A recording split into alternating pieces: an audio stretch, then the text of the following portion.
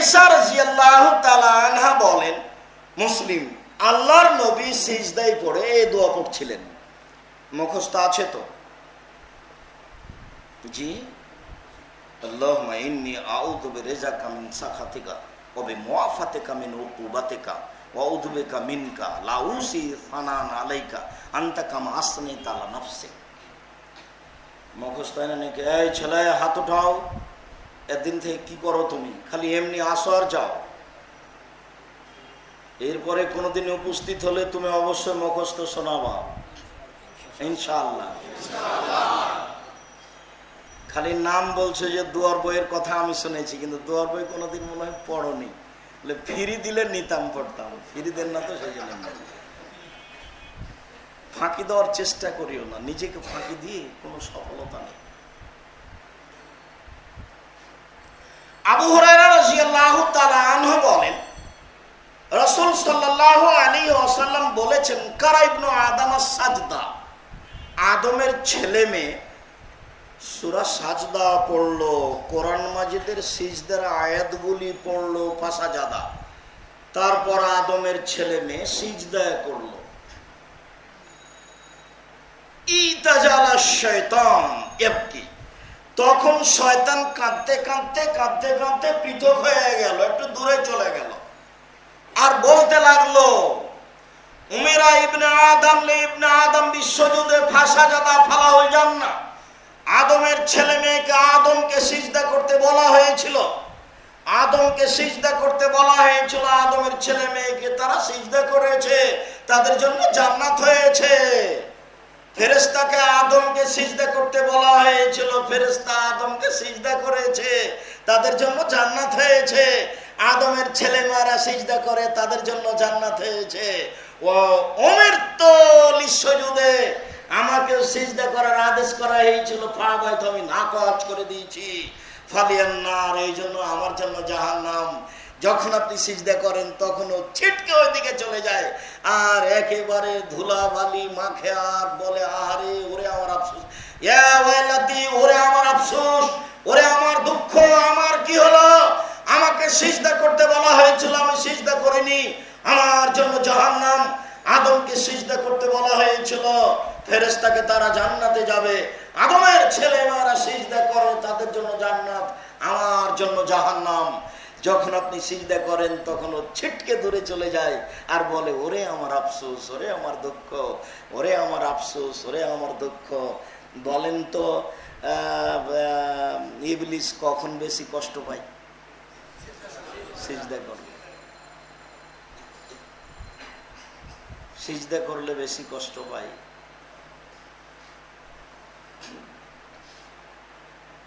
রবি ইবনে কুরাইব রাদিয়াল্লাহু তাআলা আনহু বলেন, আবি তোমার রাসূলুল্লাহ সাল্লাল্লাহু আলাইহি সাল্লাম, কুনতু মা রাসূলুল্লাহ সাল্লাল্লাহু আলাইহি সাল্লাম, একদা আমি রাসূলের সাথে রাতে ছিলাম, এক জায়গায় আমি রাত অতিবাহিত করছিলাম। ফাআতাইতু বিওয়াদুইহি ওয়া হাজাতিহি, আমি রাসূলের কাছে তার ওযুর পানি এবং তার প্রয়োজনীয় জিনিস নিয়ে আসলাম, তার মানে মেশক আর পানি নিয়ে এসেছি। তা আমাকে বলছেন, সাল্লি, আমার কাছে কিছু চাও। কি চাইবা? চাও। সাল্লি, আমার কাছে কিছু চাও। তখন উনি বলছেন যে, আসআলুকা মুরাফাকাতাকা ফিল জান্নাহ, আপনার সাথে জান্নাতে থাকতে চাই।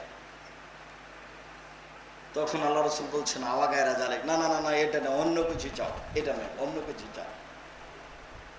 হুয়া দাকা, ওটাই চাই। সাহাবী বলছেন, না, এটাই চাই। তখন আল্লাহ রাসূল বলছেন যে, আইনি বিকাসরাতিস সুজুদ, এমনি হবে না, তাহলে বেশি বেশি নফল সালাত আদায় করতে হবে, সিজদা করতে হবে, বেশি নফল সালাত আদায় করতে হবে, তাহলে আমার সাথে জান্নাতে থাকা সহজ। রুকু সিজদা। শাকিক রাদিয়াল্লাহু তাআলা আনহু বলেন, ইন্না হুযাইফা রাদিয়াল্লাহু তাআলা আনহু রাআ রাজুলান লাম ইউতিম্মু রুকুহা আলা সুজুদাহু, একজন লোক সালাত আদায় করলো কিন্তু সে রুকু সিজদা ঠিক মতো আদায় করলো না, ভালোভাবে রুকু সিজদা করলো না। ফালাম্মা কাজা সালাতাহু দাহু, যখন তিনি সালাত শেষ করলেন, হুযাইফা ইবনুল ইয়ামান, খুব বিশিষ্ট সাহাবী, যা চেহারার দিকে তাকানো যায় না, ভিতরে ভীতি চলে আসে। যিনি ভবিষ্যৎবাণী সম্পর্কে প্রায় হাদিস বর্ণনা করেন, হুযায়ফা ইবনুল ইয়ামান রাদিয়াল্লাহু তাআলা আনহু একটা লোককে সালাত আদায় করতে দেখলেন, যে লোকটি রুকু সিজদা ভালোভাবে আদায় করলো না। আল্লাহ হুযায়ফা রাদিয়াল্লাহু তাআলা তাকে ডাকলেন, ডেকে বললেন, মা সাল্লাইতা, তুমি সালাত আদায় করোনি, তোমার সালাত হয়নি। শাকিক রাদিয়াল্লাহু তাআলা আনহু বলেন, আহসিবহু, আমি মনে করছি যে হুযায়ফা রাদিয়াল্লাহু তাআলা এই কথা বললেন, ওয়ালা মুত্তাগা গায়রিল ফিতরাত আল্লি ফাতারা মুহাম্মাদান। এই শোনো, তুমি যদি এখন মারা যাও তাহলে ওই আদর্শ স্বভাবের উপরে মারা যাবা, যে আদর্শ স্বভাবের উপরে মুহাম্মদ সাল্লাল্লাহু আলাইহি সাল্লামের জন্ম হয়নি। তার মানে তুমি মুসলিম হয়ে মারা যাবা না, তোমার পরকাল গেছে। তার মানে রুকু সিজদা ঠিক না হলে সালাত হবে না, এই কথাই ঠিক। রুকু সিজদা ঠিক না হলে সালাত হবে না, এই কথাই ঠিক। আবু হুরায়রা রাদিয়াল্লাহু তাআলা আনহু বলেন, রাসূল সাল্লাল্লাহু আলাইহি ওয়াসাল্লাম বলেন, আসওয়ান নাস সারাকাতান, সবচেয়ে খারাপ চোর আল্লাযী ইয়াসরুকু মিন সালাতিহি, যে সালাত চুরি করে। সবচেয়ে খারাপ চোর যে সালাত চুরি করে। তো কালু সাহাবীগণ বলেন, কাইফা ইয়াসরুকু মিন সালাতিহি, আল্লাহর নবী, মানুষ সালাত কিভাবে চুরি করতে পারে? তখন আল্লাহ রাসূল বলেন, আমি তোমার রুকু আলা সুজুদা, যে তার সালাতের রুকু সিজদা ঠিক মতো আদায় করবে না, সেই হলো সালাত চোর। সবচেয়ে খারাপ চোর সেই হলো সালাত চোর। আরেকবার আল্লাহ রাসূল বলছেন, আজাজুন নাসে মান আজাজা আনি দুআয়ে, সবচেয়ে ওয়াকেজ অগ্রহণীয় ফালতু মানুষ, সবচেয়ে ওয়াকেজ দুর্বল অগ্রহণীয় ফালতু মানুষ কে? যে দোয়া প্রার্থনায় দুর্বল, দোয়া প্রার্থনায় ওয়াকেজ, দোয়া প্রার্থনায় অলস। সবচেয়ে খারাপ মানুষ, সবচেয়ে অলস মানুষ, সবচেয়ে বেকার মানুষ, সবচেয়ে ফালতু মানুষ, সবচেয়ে ঘৃণিত মানুষ কে? যে দোয়াতে দুর্বল। বেশি বেশি দোয়া করতে হবে। মানলাম ইয়াসআলিল্লাহ ইয়াতাবা আলাইহি, যে আল্লাহর কাছে চায় না আল্লাহ তার উপরে অসন্তুষ্ট হন। যে আল্লাহর কাছে চায় না তার উপরে আল্লাহ অসন্তুষ্ট হন। আর আপনি 2-1 মাস 2-1 বছর চাওয়ার পরে যখন হয় না, তখন আপনি বলছেন যে দেখেছি হয় না, দেখেছি, খুব দেখেছি, কিন্তু হয় না। আর সেই তো অলস। তাই তো আল্লাহ রাসূল বললেন, খবরদার নয়, দোয়া করতে করতে ছেড়ে দেওয়া হবে না, ধৈর্যের পরিচয় দিতে হবে। ওয়াস্তাইনু বিস-সাবরি ওয়াস-সালাহ, তোমরা সালাত আদায় করো, সাহায্য চায়, আর ধৈর্যের পরিচয় দিয়ে সাহায্য চাও। কতদিনের কথা মনে আছে, রাসূল সাল্লাল্লাহু আলাইহি সাল্লাম সিজদায় গেলেন, তখন আবু জাহাল বলে, এই কে আছে শয়তান? যখন মুহাম্মদ সিজদায় যাবে তখন উটের ভুঁড়িটা তার মাথায় চাপিয়ে দেবে, বলে আমি পারি, দিয়ে দাও। তো দিয়েছে। তখন ফাতেমা রাদিয়াল্লাহু তাআলা আনহাকে বলা হলো, তোমার আব্বার অবস্থা এই, তোমার আব্বা তো সিজদায় গেছেন, তখন তো মাথার উপরে ভুঁড়ি চাপিয়ে দেওয়া হয়েছে। ফাতেমা রাদিয়াল্লাহু তাআলা আনহা আসলেন এবং ভুঁড়িটাকে দূরে সরিয়ে দিলেন। তিনি তাদেরকে কিছু গালি দেওয়ার ইচ্ছা করলেন। আল্লাহ রাসূল সিজদা থেকে উঠে তাদের জন্য বদদোয়া করলেন, আল্লাহ তুমি শায়বাকে, উতবাকে, ওয়ালিদ ইবনে মুগিরাকে ধ্বংস করো। রাসূল সাল্লাল্লাহু আলাইহি সাল্লামের দোয়া কবুল হয়েছিল 12 বছর পরে বদরের যুদ্ধে। তো অপদস্থ অবস্থায় আল্লাহ রাসূল বদদোয়া করলেন, সেই বদদোয়া কবুল হলো 12 বছর পরে। আর আপনি বললেন আমি বলেছি আর হয় না। খবরদার, ধৈর্যের পরিচয় দিবেন। ইউসুফ আলাইহিস সালামের বাপ অনুমান কতদিন ছেলের জন্য দোয়া করেছেন? অনুমান কতদিন হতে পারে? 20-30 বছর হবে, 30 বছর প্রায়। ইঁদরায় ফেলে দিয়ে এসে বলছে, দেখেন আব্বা, আপনি তো বিশ্বাস করবেন না, ওকে বাঘে ধরে নিয়েছে, আপনি তো আমাদেরকে বিশ্বাস করবেন। এ দেখেন, যে এ দেখেন, আপনি জামা কাপড় দেখেন, রক্ত লেগে আছে। জামা কাপড় ছিঁড়া ছিল না। তখন ইয়াকুব আলাইহিস সালাম বললেন, না না না, তোমরা এটা বানিয়ে নিয়েছো, আমি ধৈর্য ধারণ করি।